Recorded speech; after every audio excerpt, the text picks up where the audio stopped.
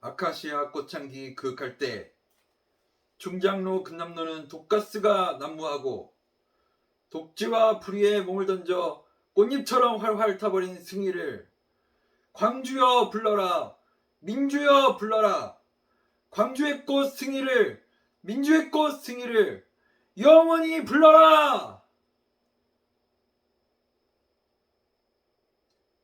아, 광주여, 무등산이여, 죽음과 죽음 사이를 뚫고 나가 백의의 옷자락을 펄럭이는 우리들의 영원한 청춘의 도시여, 불사조여, 불사조여, 불사조여.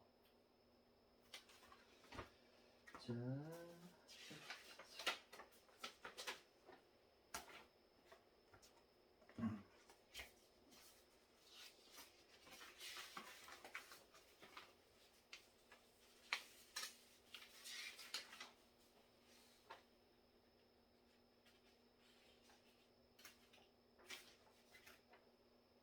여러분, 말에는 창조하는 능력이 있습니다.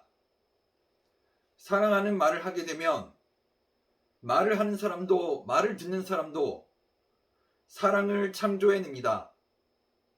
미워하는 말을 하게 되면 말을 하는 사람도 말을 듣는 사람도 미움을 창조해내는 신기한 힘이 있답니다. 집에서 키우는 화초를 보고 날마다 욕하고 너를 미워한다고 말하고 죽는 것이 낫다고 말하면 아무것도 모르는 것 같은 화초도 말라 죽는답니다. 반대로 화초를 보고 너는 정말 예쁘다고 말하고 너를 사랑한다고 말하면 화초는 싱싱하게 자라서 예쁜 꽃을 피우고 향기로운 꽃향기를 집안 가득 선물한답니다. 말에는 이처럼 힘이 있답니다. 내가 사랑하는 모든 사람에게 사랑이 있는 말, 예쁘고 착한 말을 사용해 봅시다. 우리 모두의 마음이 아름다워질 것입니다.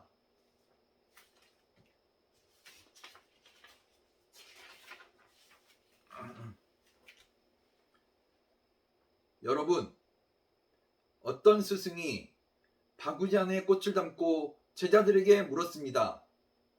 이것이 무슨 바구니인가?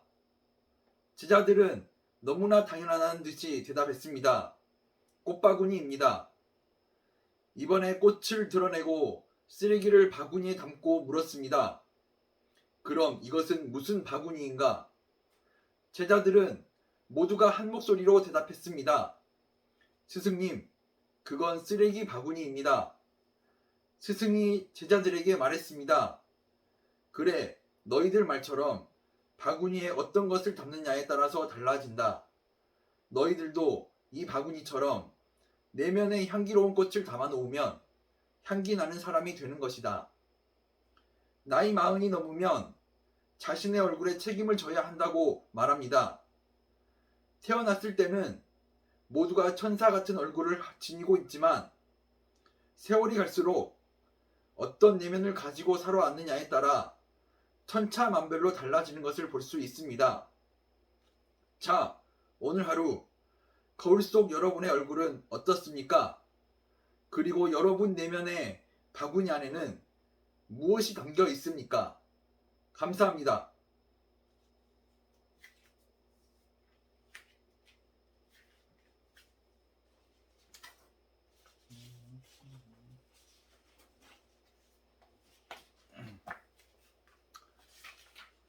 (3분) 스피치. 행복의 비결. 여러분, 인간은 행복하지 않는 한 만족하지 못한다라는 말이 있습니다. 인간이 추구하는 영원한 과제, 그것은 바로 행복을 찾는 일일 것입니다. 우리 모두에게 해당되는 말이기도 합니다. 하지만 행복이란 무엇입니까? 행복이란 어떤 상태에 있는 것을 말합니까? 도대체 행복의 정도는 어떻게 재는 것입니까? 이렇게 묻는다면 사람마다 모두 답이 다를 뿐만 아니라 대부분의 사람들은 이 질문에 대답을 하지 못할 것입니다. 이것은 당연한 일입니다. 인간은 일생 동안 이 문제에 대한 답을 얻기 위해 살아가기 때문입니다. 저 역시 모릅니다. 여러분들도 모릅니다. 그 누구도 알지 못하는 문제입니다. 그렇지만 저는 오늘 여러분들께 행복을 어떻게 누릴 수 있을까 하는 문제에 대한 비결을 말씀드리려고 합니다. 사람들은 행복을 얻는 것에 의하여 그 크기를 재려고 합니다. 대부분의 사람들은 자신이 얻은 물질의 양, 자신이 누리는 지위나 명예, 자신의 지식이나 건강, 자신의 편안함, 이렇듯 자신이 얻는 것에 비례하여 행복을 가늠하고 있습니다. 그러나 저는 오늘 얻는 것이 아니라 잃는 것에 대하여 행복을 정의하려고 합니다. 이제부터 그 방법을 여러분들에게 말씀드리겠습니다. 이 방법은 우리 곁에서 늘 떠나지 않고 있는 건강과 질병의 관계와도 같습니다. 사람은 건강할 때는 그 건강함에 대해 그다지 기뻐하지를 않습니다. 건강을 잃고 난 후에 비로소 건강의 소중함을 깨닫게 됩니다. 그리고 다시 건강을 되찾기 위해 애를 쓰는 것입니다. 우리를 괴롭히는 질병은 아프거나 괴로울 때 느낄 수 있는 것입니다. 그렇지만 건강은 절실하게 느끼지를 못합니다. 이와 마찬가지입니다. 우리의 행복이란 것도 우리가 정녕 행복한 때에는 그것의 소중함과 고마움을 느끼지 못하는 것입니다. 우리는 그 행복을 잃어버린 후에야 비로소 행복의 소중함과 고마움을 맛보게 되기 때문입니다. 그리고 사람들은 이렇게 말합니다. 아, 나는 정녕 그때가 행복했어 라고 말입니다. 인간의 행복, 그것은 우리가 가진 것을 잃음으로써 더욱 소중하고 값진 것이 될 수 있습니다. 여러분, 진정한 행복을 잃기 전에 여러분의 행복을 지키도록 노력하시기 바랍니다. 감사합니다. 감사합니다.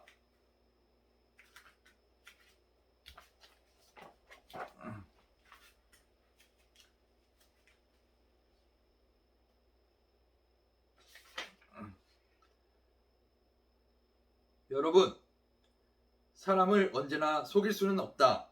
그러나 남을 속이려는 사람은 언제나 있기 마련이다.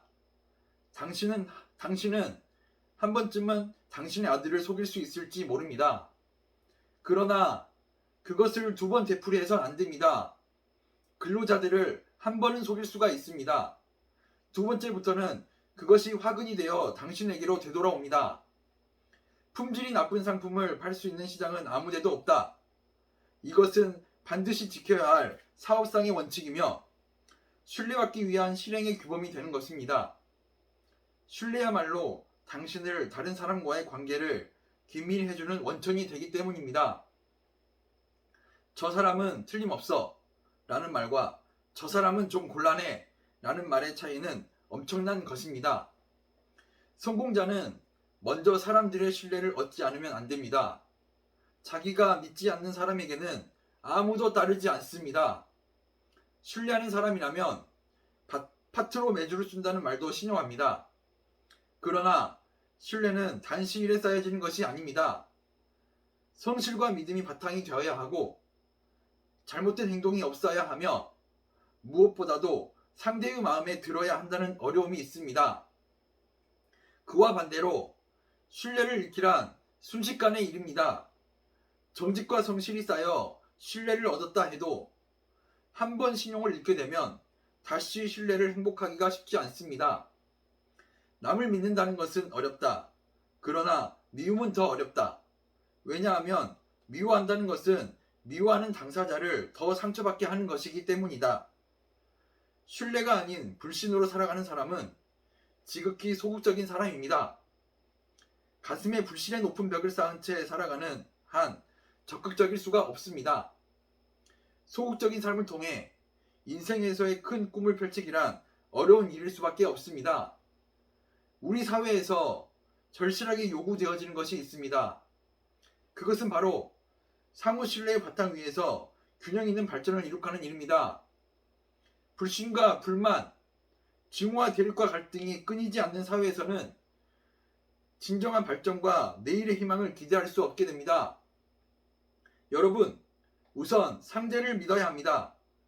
그리고 신뢰하십시오.